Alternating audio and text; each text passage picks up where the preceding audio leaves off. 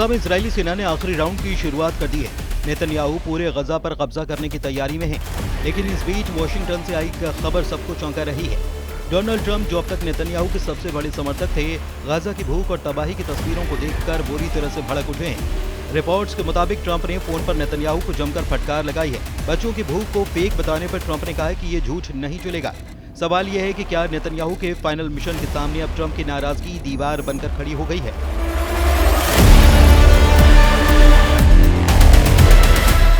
गजा में हाहाकार, नेतन्याहू को ट्रंप की फटकार। फाइनल राउंड से पहले नेतन्याहू के सामने ट्रंप के गुस्से की दीवार। डोनाल्ड ट्रंप ने फोन पर इजरायली पीएम पर किया प्रहार। गजा की जमीन पर Benjamin Netanyahu versus Donald Trump. क्या गजा में फाइनल ऑपरेशन से पहले अकेले पड़ेगा इजराइल? गजा की जमीन पर कोहराम पार्ट 2 शुरू होने को है। नेतन्याहू की आर्मी पूरी तरह से तैयार है। बाकायदा तबाही का पूरा नक्शा तैयार किया जा चुका है।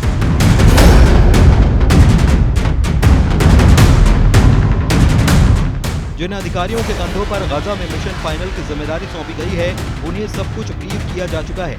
हमास के बचे हुए लड़ाकों को कैसे उनके अंजाम तक पहुंचाना है और कैसे बंधकों की टीम सुरक्षित वापसी तय करेगी, सब कुछ तय हो चुका है। लेकिन नेतन्याहू की टीम के इन घातक इरादों के बीच एक फोन कॉल ने वॉशिंगटन से तेल अवीव तक हड़कंप मचा दिया है। 28 जुलाई की उस शाम माहौल सिर्फ सैन्य नक्शों और स्ट्राइक प्लान तक सीमित नहीं था, क्योंकि वॉशिंगटन से आया टेलीफोन कॉल सीधे नेतन्याहू की सियासी और सैन्य रणनीति पर प्रहार कर गया। अमेरिकी राष्ट्रपति डोनाल्ड ट्रंप, जो अब तक गाजा में इजराइल की सैन्य कार्रवाइयों को खुला समर्थन देते रहे थे, इस बार बेहद नाराज थे। वजह थी नेतन्याहू का ताजा बयान कि गाजा में कोई भूखमरी नहीं है।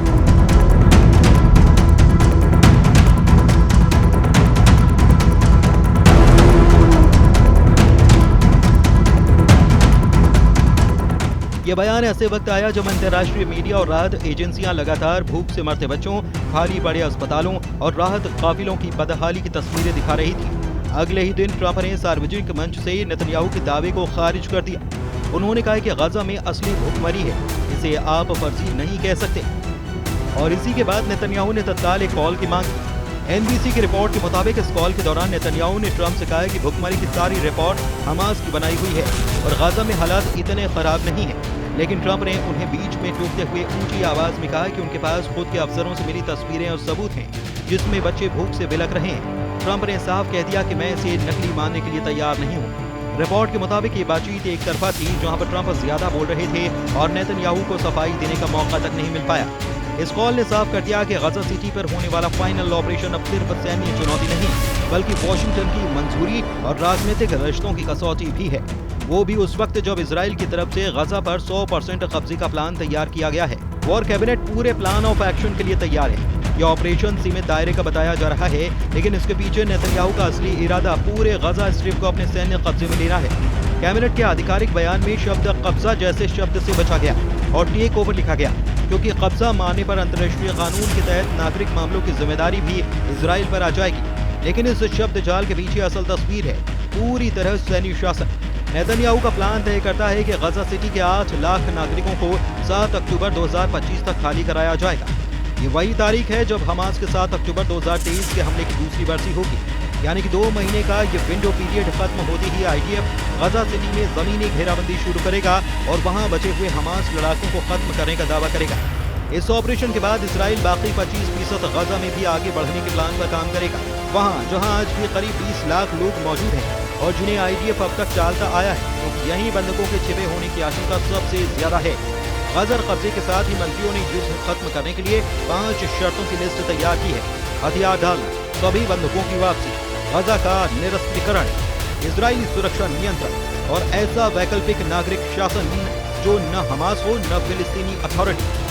लेकिन यहाँ सबसे बड़ा पेच है, नेतन्याहू ने फिलिस्तीन अथॉरिटी की भूमिका पूरी तरह से खारिज कर दी है, जबकि अरब देश खुले तौर पर कह चुके हैं कि अगर रामल्ला शामिल नहीं होगा तो वे गजा के पुनर्निर्माण में हाथ नहीं लगाएंगे। नेतन्याहू दावा करते हैं कि ऑपरेशन के बाद वे गजा का नियंत्रण अरब फोर्सेस को सौंप देंगे, लेकिन अब तक उन्होंने ये नहीं बताया कि वे फोर्सेस कौन सी होंगी और क्या उनकी जमीनी मौजूदगी टिक भी पाएगी या नहीं। ये पूरा प्लान अब न सिर्फ हमास से लड़ाई है, बल्कि एक टिक टिक करता हुआ टाइम बम है जो सैन्य, राजनीतिक और मानवीय तीनों मोर्चे पर एक साथ फट सकता है। गजा पर कब्जे का नेतन्याहू का ये फाइनल ऑपरेशन अब इजराइल के भीतर भी सवालों के घेरे में है।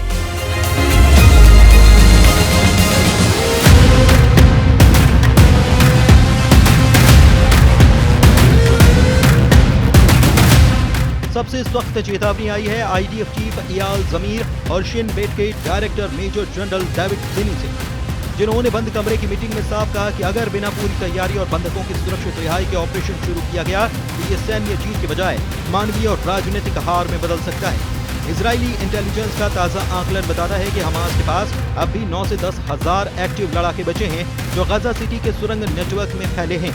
लेकिन नेतन्याहू पर गठबंधन के कट्टरपंथी मंत्रियों का दबाव है, जो कहते हैं कि गजा को स्थायी रूप से कब्जे में लेकर वहां पर यहूदी बस्तियां बसाई जाएं। ये दबाव सिर्फ राजनीतिक नहीं बल्कि उनके सत्ता में टिके रहने का सवाल है, क्योंकि अगर नेतन्याहू ने ऑपरेशन टाला तो उनकी ही पार्टी में बगावत भड़क सकती है। दूसरी तरफ अमेरिका और यूरोपीय यूनियन खुलकर कह चुके हैं कि गजा में मानवीय आपूर्ति रोकना और बड़े पैमाने पर नागरिक विस्थापन अंतर्राष्ट्रीय कानून का खुला उल्लंघन है।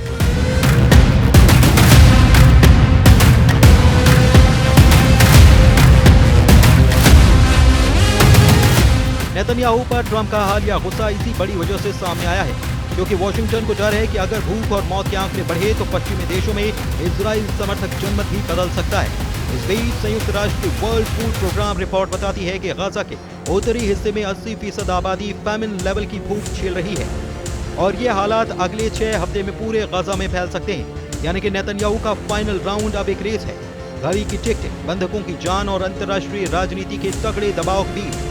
अगर टाइमिंग चूक गई तो यह ऑपरेशन जीत से ज्यादा एक कूटनीतिक आत्मघात साबित हो सकता है। गजा के ऊपर मंडराता ये फाइनल ऑपरेशन सिर्फ एक सैन्य रणनीति नहीं है, ये एक ऐसी तंग रस्सी पर चलना है जहां हर कदम पर तलवार लटक रही है। नेतन्याहू के सामने चुनौती सिर्फ हमास को खत्म करने की नहीं, बल्कि उस राजनीतिक और मानवीय तूफान को झेलने की भी है जो इस ऑपरेशन के साथ उठेगा। वॉशिंगटन का मूड बदल चुका है। ट्रंप का गुस्सा इस बात का संकेत है कि अब बिना शर्त समर्थन की गारंटी खत्म हो रही है। यूरोप, अरब दुनिया और अंतर्राष्ट्रीय संस्थान पहले ही चेतावनी दे चुके हैं कि अगर गजा में भूख, विस्थापन और मौत के आंकड़े बढ़े तो इजराइल को न सिर्फ कानूनी बल्कि कूटनीतिक और नाकेबंदी का भी सामना करना पड़ेगा। और सबसे बड़ा खतरा यह है कि सारे दबाव के बीच बंधकों की जान दांव पर लग सकती है। IDF के वरिष्ठ अफसर भी कह चुके हैं कि अगर तैयारी अधूरी रही तो यह ऑपरेशन एक जीत नहीं बल्कि इजराइल के लिए गहरी हार साबित हो सकता है। लेकिन नेतन्याहू के सामने सत्ता का समीकरण भी है। कट्टरपंथी गठबंधन के दबाव में वो पीछे हटते हैं तो कुर्सी डगमगा सकती है। यानी कि ये फाइनल राउंड दरअसल 3 मोर्चे की लड़ाई है, हमास के हथियार, वॉशिंगटन का भरोसा और सत्ता की कुर्सी। अगर किसी एक माइन में धमाका हुआ तो बाकी 2 भी अपने आप हट जाएंगे। गजा की गलियों में बंदूकें गरजेंगी, लेकिन इस बार असली जंग अंतर्राष्ट्रीय मंचों, मीडिया की सुर्खियों और सत्ता के गलियारों में लड़ी जाएगी। और सवाल यही रहेगा, क्या नेतन्याहू इस फाइनल ऑपरेशन से इतिहास में जीत लिखेंगे या इसे अपनी सबसे बड़ी हार बना देंगे?